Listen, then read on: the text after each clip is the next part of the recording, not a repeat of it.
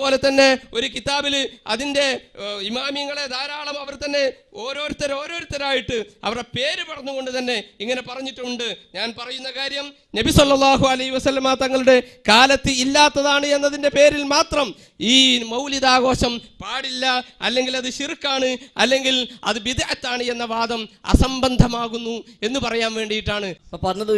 60 ഇമാമിങ്ങളെ പേര് ഞാൻ ലിസ്റ്റാക്കിയിട്ടുണ്ട്. 61ാമത്തെ ഇമാമും കൂട്ടിക്കോളി ഫൈസൽ ഹസനി അസ്വമദാനി, അത് 61ാമത്തെ ഇമാമായിട്ട് കൂട്ടാം. അങ്ങനെ കുറേ എണ്ണ അതിൻ്റെ ഇനി കുറേ വിട്ടുപോയിട്ടുണ്ട്. നിങ്ങൾ എണ്ണിയ ബറൂസവി മുതൽ ഇങ്ങോട്ട് ഫൈസൽ ഹസനി വരെ ഒരു 600 വേണമെങ്കിൽ കിട്ടും, അതിനപ്പുറം കിട്ടും. അപ്പം മുടിയൊക്കെ കിട്ടിയ പോലെ തന്നെ അത് കിട്ടാൻ പ്രയാസമില്ലല്ലോ. ബഹുമാനപ്പെട്ട അല്ലാമ അൽ ബറൂസവി റഹ്മത്തുള്ളാഹി അലൈഹിയും ഈ ആയത്തിനെ വിശദീകരിച്ചുകൊണ്ട് മറ്റൊരു ആയത്തിനെ വിശദീകരിച്ചുകൊണ്ട് പറഞ്ഞിട്ടുണ്ട്, വമിൻ തഅദീമിഹി അമലുൽ മൗലിദി, അല്ലാഹുവിൻ്റെ റസൂലിനെ ബഹുമാനിക്കുന്നതിൻ്റെ ഭാഗമാണ് അമലുൽ മൗലിദി, മൗലിദാഘോഷം. ഇത് അലം യകുൻ ഫീഹി മുൻകറുൻ, അതിൽ യാതൊരു തെറ്റായ സംഗതികളും ഹറാമായ സംഗതികളും ഉണ്ടായിട്ടില്ല എന്നുണ്ടെങ്കിൽ, ഹറാമ് ആയ സംഗതികൾ സ്ത്രീ പുരുഷ സങ്കലനം പോലെയുള്ള പരിപാടികൾ ഉണ്ടെങ്കിൽ അത് പാടില്ല. അല്ലാത്ത ആഘോഷങ്ങളൊക്കെയും പറ്റുന്നതാണ്. ഖാലൽ ഇമാമു സുയൂത്തി റഹ്മത്തുള്ളാഹി അലൈഹി യുസ്തഹബ്ബു ലനാ, നമുക്ക് സുന്നത്താണ് ഇൽഹാറു ശുക്രി ലിമൗലിദിഹി അലൈഹി സ്വലാത്തു വസ്സലാം, നബി സല്ലല്ലാഹു അലൈഹി വസല്ലം തങ്ങളുടെ മൗലിദിന് ശുക്ർ ചെയ്യൽ അത് നമുക്ക് സുന്നത്താണ് എന്ന് ഇമാം അൽ ബറൂസവി റഹ്മത്തുള്ളാഹി അലൈഹി അവിടുത്തെ കിതാബ് പറയുന്നു. അതുകൊണ്ടാണല്ലോ വായിച്ചപ്പോൾ ആകെ വായിക്കാൻ കിട്ടിയ ഇമാമേതാ? ബറൂസവി. അപ്പുറം വായിക്കാഞ്ഞു ഇസ്മായിൽ ഹിക്കി അൽ ബറൂസവി. നിങ്ങൾ പണ്ട് മണ്ണാർക്കാട്ടിൽ നിന്ന് വായിച്ചപ്പോൾ അന്ന് പറഞ്ഞിട്ടുണ്ട് ഇതിനേക്കാൾ നല്ല നിങ്ങൾക്ക് കാന്തപുരത്തിൻ്റെ ബുക്ക് വായിക്കാൻ നല്ലത്. ആ മറുപടി ഞങ്ങൾക്ക് ഇപ്പോഴും പറയാനുള്ളത്, അന്ന് പറഞ്ഞ മറുപടി. അപ്പം അതേ മറുപടി ഇപ്പോഴും പിടിച്ചോളി. അതുകൊണ്ടാണ് ഞാൻ പറഞ്ഞത് ഇമാമിങ്ങൾ 60 അല്ല, അതിനപ്പുറത്തും കിട്ടും ഇങ്ങനത്തെവരാണ് ഇമാമിങ്ങളെങ്കിൽ. കൊട്ടക്കണക്കിന് ഇമാമുകൾ പറഞ്ഞ വിഷയം ഇവിടെ ഉണ്ട്, അത് സാന്ദർഭികമായി ഉണർത്തുകയാണ്. അതുകൊണ്ട് ഞങ്ങളെ സംബന്ധിച്ചിടത്തോളം ഫൽയഫ്റഹു, അത് വളരെ കൃത്യമാണ് എന്ന് ഓർമ്മപ്പെടുത്തുന്നു. അപ്പം കൊട്ടക്കണക്കിനുണ്ട്, കൊട്ട കുറേ ഉണ്ടാവും, പക്ഷെ അത് സാധനം ഇല്ല എന്നുള്ളൂ, കാലിക്കൊട്ടയാണ്. അവിടെ കാര്യമില്ല. അത് പണ്ട് നമ്മളെ പത്തപ്പയും സക്കാഫയൊക്കെ പണ്ട് കൊട്ടയും കൊണ്ട് അറിഞ്ഞിരുന്നു. അതുകൊണ്ട് നമുക്ക് ആ കൊട്ടല്ല നമുക്ക് ആവശ്യം, ഇവിടെ തെളിവാണ് ആവശ്യം. 4ാമത്തെ ചോദ്യം, നിങ്ങൾ നല്ല വിധേയത്വം ചീത്ത വിധേയത്വം പറഞ്ഞു, നല്ല വിധേയത്വം ചീത്ത വിധേയത്വം പറഞ്ഞു. ഇതൊക്കെ നല്ല വിധേയത്താണ് നിങ്ങൾ പറയാൻ ശ്രമിക്കുന്നത്. ഈ പറയപ്പെട്ട നബിദിനാഘോഷവും അതിൻ്റെ ഭാഗമായി ചെയ്യുന്നതൊക്കെ നല്ല വിധേയത്താണ്. അത് ഇതൊക്കെ എല്ലാം നല്ല വിധേയത്താണ് എന്നാലും നിങ്ങളെ വാദം. എങ്കിൽ ഞാൻ ചോദിക്കട്ടെ, ഇസ്ലാമിൽ അങ്ങനെ ഒരു ചീത്ത വിധേയത്ത് എന്ന് പറയാൻ പറ്റും, ഒരു ഉദാഹരണം പറയാൻ പറ്റുമോ എന്നാണ്. ഒരു ചീത്ത വിധേയത്ത് എന്തു മാനദണ്ഡ പ്രകാരം? ഒരു ഉദാഹരണം പറഞ്ഞാൽ പോരാ, ആ ഉദാഹരണം ഏതു മാനദണ്ഡ പ്രകാരമാണ് ചീത്ത വിധേയത്താകുന്നത്, അതേ മാനദണ്ഡം വെച്ച് നബിദിനാഘോഷം ചീത്ത വിധേയത്തങ്ങൾ തെളിയിച്ചാൽ അതിനാണത്. അല്ലാതെ ഒരു ആയത്തോത് നിങ്ങളെ വക അർത്ഥം വെക്കുക, അങ്ങനെ ഇപ്പോൾ ഒരാൾക്ക് പുതിയ നിസ്കാരം ഉണ്ടാക്കുക, പുതിയ നോമ്പുണ്ടാക്കുക, പുതിയ പല വിഭാഗത്തുണ്ടാക്കുക. എന്താ കാരണം? ഖുർആൻ നിസ്കാരത്തിൻ്റെ മഹത്വം ഉണ്ടല്ലോ, ഖുർആൻ നോമ്പിൻ്റെ മഹത്വം ഉണ്ടല്ലോ എന്ന ആയത്തോട്ട് അങ്ങനെ ഉണ്ടാക്കുക. അങ്ങനെയാണ് പലയിടത്തും പലതുമായി വരുന്നത്. അപ്പം ആ വക തട്ടിപ്പ് ഇസ്ലാമിൻ്റെ പേരിൽ പറ്റൂല. അതുകൊണ്ട് ചീത്ത ബിദ്അത്തിന് ഒരു ഉദാഹരണം. ഇപ്പൊ പുതിയൊരു ചോദ്യം വന്നിട്ടുള്ളത് എന്താണ്? ചീത്ത ബിദ്അത്ത്, അതിന്റെ മാനദണ്ഡം എന്താണ്? എപ്പോഴാണ് ഈ ചീത്ത ബിദ്അത്ത്? അതിനൊരു ഉദാഹരണം വേണം. ആ ഉദാഹരണത്തിന്റെ മാനദണ്ഡം എന്നാ കേട്ടോ. ചീത്ത ബിദ്അത്ത്, ഒന്ന് ഖുതുബ പരിഭാഷ ചീത്ത ബിദ്അത്താണ്. എന്താണ് അതിന്റെ മാനദണ്ഡം? വമൻ യുശാഖിഖിർ റസൂല മിൻ ബഅദി മാ തബയ്യന ലഹുൽ ഹുദാ വയത്തബി ഗൈറ സബീലിൽ മുഅ്മിനീന എന്ന ആയത്താണ് അതിന്റെ മാനദണ്ഡം. ചീത്ത ബിദ്അത്തിന് ഉദാഹരണം പറഞ്ഞു, ആയിക്കോട്ടെ, അൽഹംദുലില്ലാഹ് ഉദാഹരണങ്ങൾ പറഞ്ഞിട്ടുണ്ട്. അതേ മാനദണ്ഡം വെച്ച് അത് ചീത്ത ബിദ്അത്താകാൻ എന്താണോ മാനദണ്ഡം, അതേ മാനദണ്ഡമാണ് ഇതിനുള്ളത്. നിങ്ങളെ വാദപ്രകാരം എന്താണ്? വമൻ യുശാഖിഖിർ റസൂല മിൻ ബഅദി മാ തബയ്യന ലഹുൽ ഹുദാ വയത്തബി ഗൈറ സബീലിൽ മുഅ്മിനീൻ, മുഅ്മിനീങ്ങളുടെ വഴി അല്ലാത്ത വഴി, അതാണ് നബിദിനാഘോഷം. മുഅ്മിനീങ്ങളുടെ വഴിയാണ് ഖുതുബ, മുഅ്മിനീങ്ങളുടെ വഴിയാണ് ഖുതുബ. എന്തുകൊണ്ട്? കാന യഖറഉൽ ഖുർആന വയുദക്കിറുൻ നാസ്, നബി തങ്ങളുടെ ഖുതുബ, സ്വഹാബത്തിന്റെ ഖുതുബ, യഖറഉൽ ഖുർആൻ, ഖുർആൻ ഓതും, ജനങ്ങളെ ഉത്ബോധിപ്പിക്കും. അത് മുഅ്മിനീങ്ങളുടെ വഴി. നബിദിനാഘോഷമോ ഗൈറ സബീലിൽ മുഅ്മിനീൻ, മുഅ്മിനീങ്ങളുടെ വഴി അല്ല. ആ മുഅ്മിനീങ്ങളുടെ വഴി ആണോ തെളിയിക്കാൻ ഞങ്ങൾ ചോദിച്ചത്. 4 നൂറ്റാണ്ടിൽ ഏതെങ്കിലും കിതാബിലുണ്ടോ? ഉണ്ടെങ്കിൽ തെളിയുമല്ലോ. അതില്ല. ഇബ്നു ഹിശാമിന്റെ സീറി ഉണ്ടെന്ന് പറഞ്ഞു, അതില്ലതാനും. അപ്പൊ പിന്നെ വ്യക്തമായി അത് മുഅ്മിനീങ്ങളുടെ വഴിയല്ല. അത് തെളിയാൻ വേണ്ടി തന്നെയാണ് നിങ്ങൾ ഉദാഹരണം ചോദിച്ചത്. ഉത്തമ നൂറ്റാണ്ടിൽ ആരും ഇത് പറഞ്ഞിട്ടില്ലേ? പുടിച്ചോ നൂറ്റാണ്ട്, 2-ാം നൂറ്റാണ്ടിലെ ഇബ്നു ഹിശാമിന്റെ സീറത്ത് ഇബ്നു ഹിശാമിൽ അല്ലാഹുവിന്റെ റസൂൽ റബീഉൽ അവ്വൽ മാസത്തിൽ അല്ലാഹുവിന്റെ റസൂൽ മദീന മുനവ്വറയെ ഹറമാക്കാൻ വേണ്ടി എത്തിയ സമയത്ത് തലഅൽ ബദ്ർ ചൊല്ലിയത് ഉത്തമ നൂറ്റാണ്ടിലെ ഉത്തരാർദ്ധത്തിലെ മഹാന്മാരായ പണ്ഡിതന്മാർ ഉദ്ധരിച്ചതാണ്. അതുകൊണ്ട് ഈ ചോദ്യത്തിന് മറുപടി പറഞ്ഞില്ല എന്ന് പറയരുത് എന്ന് ഓർമ്മപ്പെടുത്തുന്നു. മുസ്ലിയായ റസൂൽ മദീനത്ത് വന്നപ്പോൾ പാട്ട് പാടിയിട്ടുണ്ടോ എന്നല്ല ചോദിച്ചത്. അതാ ഇബ്നു ഹിശാമിന്റെ സീറിലുള്ളത്. ധൈര്യം ഉണ്ടെങ്കിൽ വായിക്ക്. ഇബ്നു ഹിശാമിന്റെ സീറ നിങ്ങൾ ധൈര്യം ഇപ്പൊ വായിക്കി. നബിദിനാഘോഷവുമായി ബന്ധപ്പെട്ട വല്ല പരാമർശം ഉണ്ടോ എന്നെ ചോദ്യം. വെറുതെ കളവറിയാ. അപ്പൊ ഇബ്നു ഹിശാമിന്റെ സീറയിലുള്ളത് വായിക്കി, അത് വായിക്കുക വേണ്ടത്. നിങ്ങൾ പറഞ്ഞെന്താ അള്ളാഹു റസൂൽ മദീനത്തേക്ക് ഹിജ്റ ചെയ്ത് വന്നതാ. അപ്പൊ പാട്ടുപാടി ഞാൻ നേരത്തെ പറഞ്ഞു, റസൂൽ ഇങ്ങോട്ട് വന്നാൽ നമ്മൾ പാട്ട് പാടും, അതിനല്ല നടക്കുള്ളത്. ഇവിടെ ചോദിച്ചെന്താ ആദ്യ 4 നൂറ്റാണ്ടുകളിൽ കേൾക്കാതൊക്കെ നമ്മൾ സംസാരിക്കണ്ട. ആദ്യ 4 നൂറ്റാണ്ടുകളിൽ രചിക്കപ്പെട്ട ഏതെങ്കിലും കിതാബിൽ നബിദിനാഘോഷവുമായി ബന്ധപ്പെട്ട വല്ല പരാമർശം ഉണ്ടോന്നാ? നബിദിന ആഘോഷവുമായി ബന്ധപ്പെട്ട പരാമർശം ഉണ്ടോ? അത് ഇബ്നു ഹിശാമിന്റെ സീറയിലില്ല. ഇബ്നു ഹിശാമിന്റെ സീറയിലില്ല. 4 നൂറ്റാണ്ടിൽ രചിക്കപ്പെട്ട ഒരൊറ്റ കിതാബിലുമില്ല. ധൈര്യം ഉണ്ടെങ്കിൽ ഇത് കഴിഞ്ഞ മുമ്പ് എപ്പോഴും നിങ്ങൾ വായിക്കി. നമ്മൾ വെല്ലുവിളിക്കാനാണ്. കാര്യം ഇല്ല, നമുക്ക് അത്ര ഉറപ്പുണ്ട്.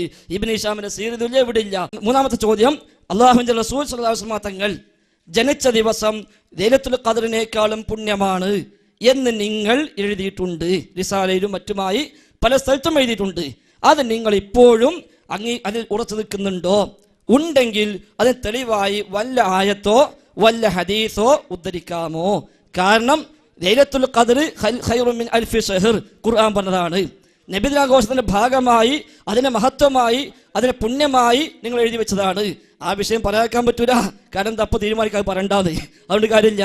നബിദിനാഘോഷത്തിന്റെ മഹത്വമായി നിങ്ങൾ രേഖപ്പെടുത്തി വെച്ചതാണ്. ഈ ദിവസം ലൈലത്തുൽ ഖദ്റിനേക്കാളും പുണ്യമാണ്. ആ എഴുതിയതിൽ നിങ്ങൾ ഉറച്ചു നിൽക്കുന്നുണ്ടോ? ഉണ്ടെങ്കിൽ ആയത്തുണ്ടോ ഹദീസുണ്ടോ? ഉറച്ചിക്കണില്ലേ? ഒരു കുഴപ്പമില്ല, പറഞ്ഞാൽ മതി. നമുക്ക് ആ റിസാല ഒന്നിച്ചെന്ത് ചെയ്യാം, തള്ളിക്കളയാം. പണ്ടൊരുപാട് തള്ളിയിട്ടുണ്ടല്ലോ, പക്ഷെ റിസാല മാത്രം മതിയാവൂല. ലൈലത്തുൽ ഖദറിനേക്കാൾ പുണ്യമുണ്ടോന്ന് വല്ല ആയത്തിലുണ്ട്. അതിന് ഇമാമിങ്ങൾ പറഞ്ഞ ശരിയല്ലാന്ന് മൗലവന്മാർ ഇമാം ഉദ്ധരിച്ചുകൊണ്ട് പറഞ്ഞുകൊണ്ട് ഞങ്ങളെ സംബന്ധിച്ചിടത്തോളം ഞങ്ങൾക്ക് തെളിവ് ഞങ്ങളുടെ ഇമാമുകളുണ്ട്.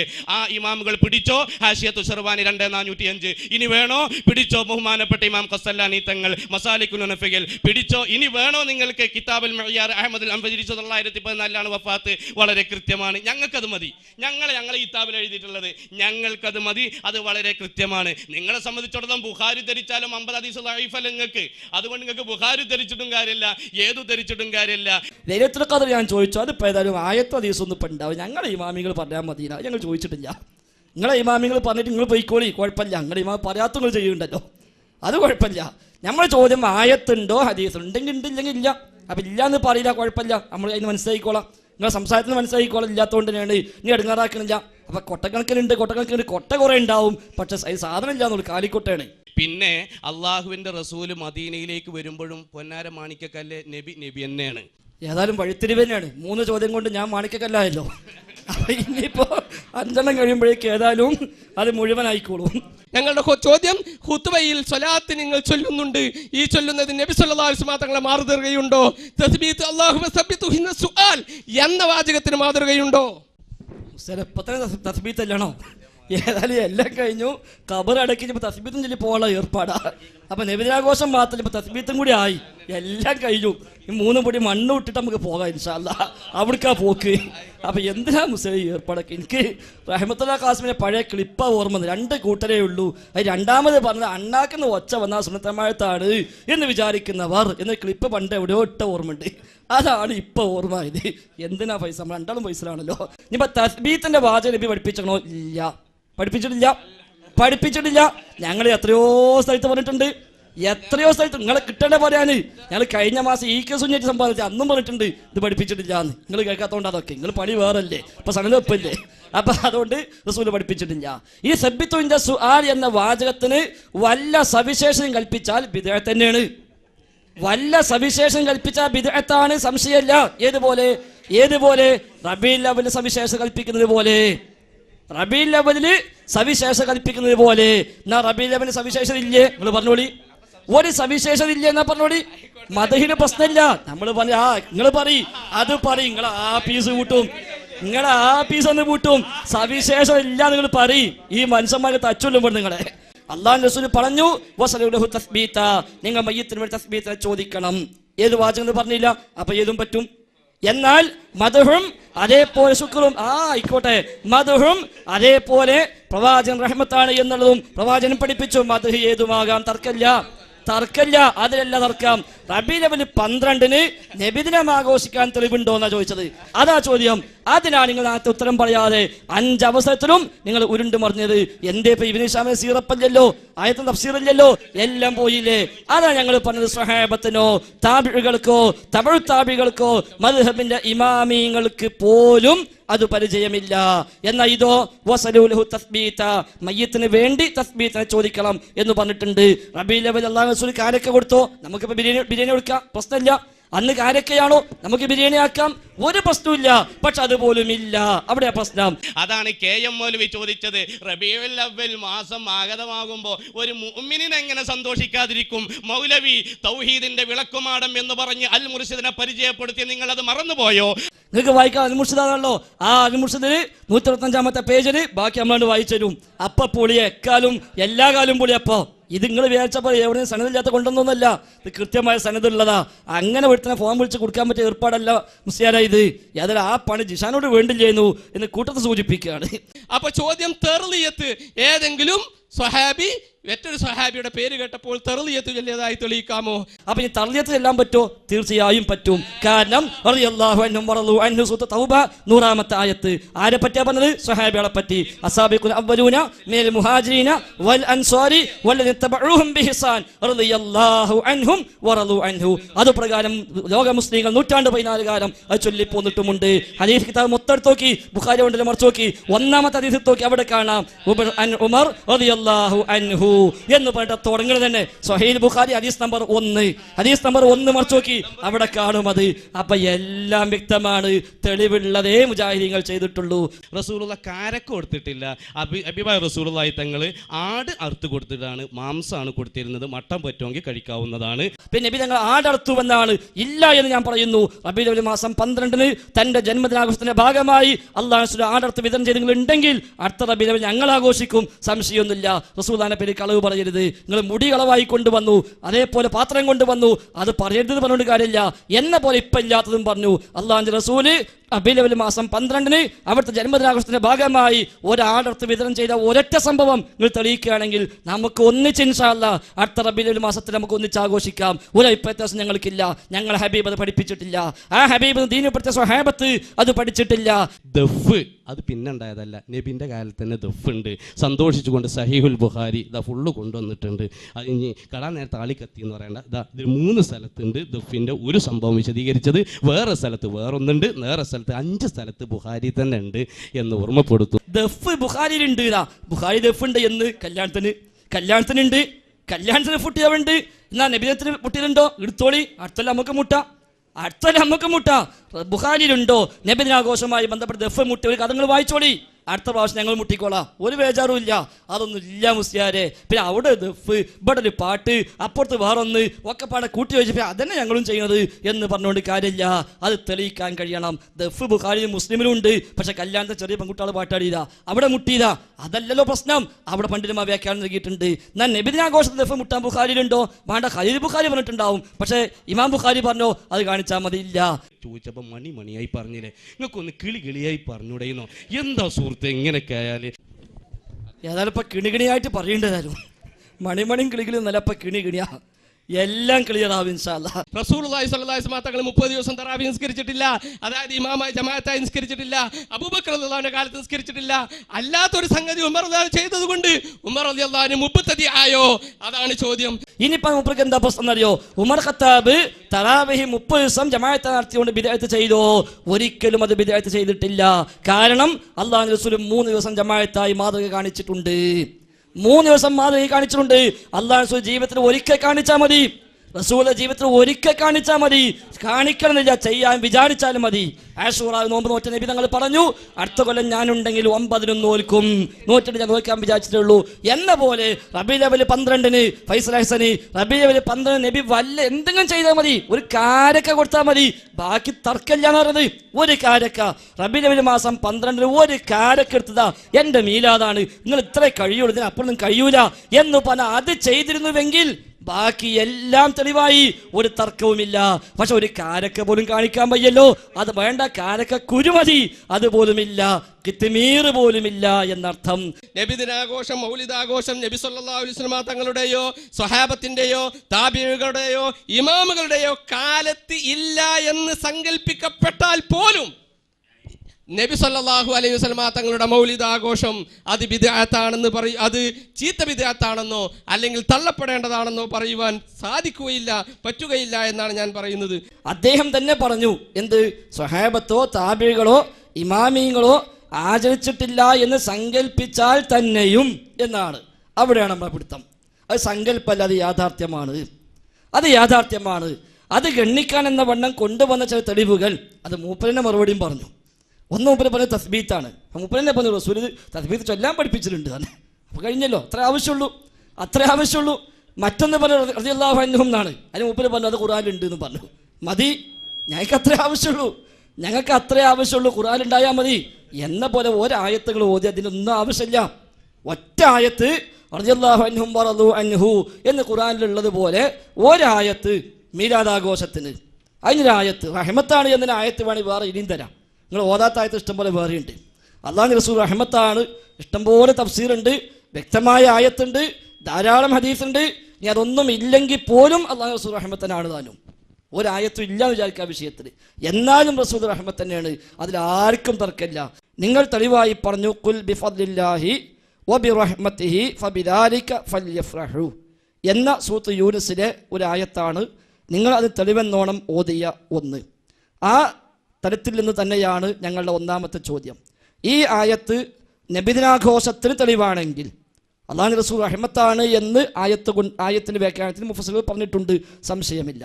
എന്നാൽ ഈ ആയത്ത് നബിദിനാഘോഷത്തിന് തെളിവാണെങ്കിൽ ലോകത്ത് വിശുദ്ധ ഖുർആന് തഫ്സീർ എഴുതിയ, വ്യാഖ്യാനം എഴുതിയ, ആദ്യ തലമുറകളിൽ ജീവിച്ച ഉത്തമരായ അഹ്ലുസുന്നയുടെ ഇമാമികൾ, മുഫസ്സിറുകൾ, ഇനി വേണ്ട മുഹദ്ദിസുകൾ, ഹദീസ് വ്യാഖ്യാതാക്കൾ, അവരാരെങ്കിലും ഈ ആയത്ത് വ്യാഖ്യാനിച്ചുകൊണ്ട് ഇത് റബീഉൽ അവ്വൽ മാസം 12-ന് പ്രവാചകരുടെ ജന്മദിനം ആഘോഷിക്കാൻ തെളിവാണ് എന്ന തരത്തിൽ ഈ ആയത്തിനെ വ്യാഖ്യാനിച്ച ഏതെങ്കിലും ഒരു തഫ്സീർ ആധികാരികരായ അഹ്ലുസുന്നയുടെ മുഫസ്സിറുകളിൽ നിന്ന് നിങ്ങൾക്ക് ഉദ്ധരിക്കാൻ സാധിക്കുമോ എന്നാണ് ഒന്നാമത്തെ ചോദ്യം. മൗലവി ചോദിച്ചത് ഖുൽ ബിഫദ്ലില്ലാഹി വബിറഹ്മതിഹി ഫബിദാലിക ഫല്യഫ്റഹു എന്ന ആയത്ത്. ആ ആയത്ത് ഞങ്ങൾ നബി സല്ലല്ലാഹു അലൈഹി വസല്ലമ തങ്ങളെ കൊണ്ട് സന്തോഷിക്കാൻ ഞങ്ങൾ നേരത്തെ വിഷയാവതരണമെ തെളിവുദ്ധരിച്ചു. ആണയിട്ട് പറയുന്നു, അള്ളാഹുവിൻ്റെ റസൂലിനെ കൊണ്ട് സന്തോഷിക്കാൻ ഞങ്ങൾക്ക് ആ ആയത്ത് തെളിവാണ്. ആ ആയത്ത് തെളിവാണ്. ഒരു ആയത്ത് തെളിവ് ആണെങ്കിൽ ആ തെളിവിന് വേറെ ഒരു ഇമാമ് പറയണം എന്ന വാദം തന്നെ തെറ്റാണ്. അതിനെന്താ ന്യായം? ആയത്ത് വ്യക്തമായി വന്നാൽ പിന്നെ തഫ്സീർ വേണമെന്നില്ല, അതന്നെയാണ് പ്രശ്നം. അപ്പം നിങ്ങളെ വക 313 വക എന്ന് പറഞ്ഞപ്പോൾ ഇത് നിങ്ങളെ വക തഫ്സീറാണ്, അവിടെയാണ് പ്രശ്നം. ആ വക പറ്റൂല. അങ്ങനെ കുറേ വകകൾ ഉണ്ടാക്കി, അതൊക്കെ ഇസ്ലാമിൻ്റെ പേരിൽ ചേർത്തി, അതൊക്കെ പാടെ കൂട്ടിയപ്പോഴാണ് നേരത്തെ പറഞ്ഞ ഇനി പറയണ്ടെന്ന് പറഞ്ഞ എല്ലാ പ്രശ്നവും വന്നത്. അത് റഷീദ് സക്കാഫിക്ക് പ്രയാസം ഉണ്ടാവും, കാരണം ജിഷാൻ അറിയാലോ. പോട്ടെ, വിഷയം തന്നെ പറയാൻ പാടില്ലല്ലോ. അപ്പം ഇവിടെ നമ്മൾ ചോദ്യം ഒന്നുമല്ല, അത് പൂതിയോണ്ടല്ല, നിങ്ങളെ ഉത്തരം കിട്ടാനുള്ള പൂതിയോണ്ടാണ് ചോദിക്കുന്നത്. ഈ ആയത്ത് നിങ്ങൾ ദുർവ്യാഖ്യാനിച്ചിരിക്കുന്നു എന്ന് ഇപ്പോൾ ഉറപ്പിച്ച് പറയാം. ദുർവ്യാഖ്യാനിച്ചിരിക്കുന്നു, അതുകൊണ്ടാണ് നിങ്ങൾക്ക് തഫ്സീർ പറയാൻ പ്രയാസമുള്ളത്. അല്ലെങ്കിൽ എന്തേ പറഞ്ഞൂടെ? ലോകത്തെ എത്രയെത്ര തഫ്സീറുണ്ട്. ഹിജ്റ 3-ാം നൂറ്റാണ്ടിൽ മുതൽ ഇങ്ങോട്ട് ഖുർആൻ ഒന്നാകെ തഫ്സീർ ചെയ്യപ്പെട്ട ഗ്രന്ഥങ്ങൾ തന്നെ ഉണ്ടായിട്ടുണ്ടല്ലോ. എങ്കിൽ 100 കണക്ക് തഫ്സീറിനിട്ട് ഒരൊറ്റ തഫ്സീറിലെങ്കിലും, ആധികാരികമായ ഒരു തഫ്സീറിലെങ്കിലും ഇത് നബിദിനാഘോഷത്തിന് തെളിവാണ് എന്ന് രേഖപ്പെടുത്തപ്പെട്ടിട്ടില്ല എന്ന് ഞങ്ങൾ ഉറപ്പിച്ച് പറയുന്നു. ഒരു സ്വഹാബിയുടെ വീട്ടിൽ നിന്ന് അവര് ഒരുമിച്ച് കൂടി അനുസ്മരണങ്ങളും പ്രസംഗങ്ങളും അവര് ഈ രൂപത്തിലുള്ള കാര്യങ്ങളൊക്കെ നിർവഹിക്കുകയും അങ്ങനെ ആടിനെ അറുത്തുകൊണ്ട് ഭക്ഷണം കഴിച്ചുകൊണ്ട് അവർ പിരിഞ്ഞു പോവുകയും ചെയ്തു. നോക്കൂ നിങ്ങൾ, അപ്പോൾ ദിവസം നിശ്ചയിച്ചു എന്നതുകൊണ്ട് വലിയ അബദ്ധമാണ് എന്ന് പറയാൻ പറ്റുമോ? അത് പറ്റുകയില്ല എന്ന് ഇതിൽ നിന്ന് നമുക്ക് മനസ്സിലാക്കാവുന്നതാണ്.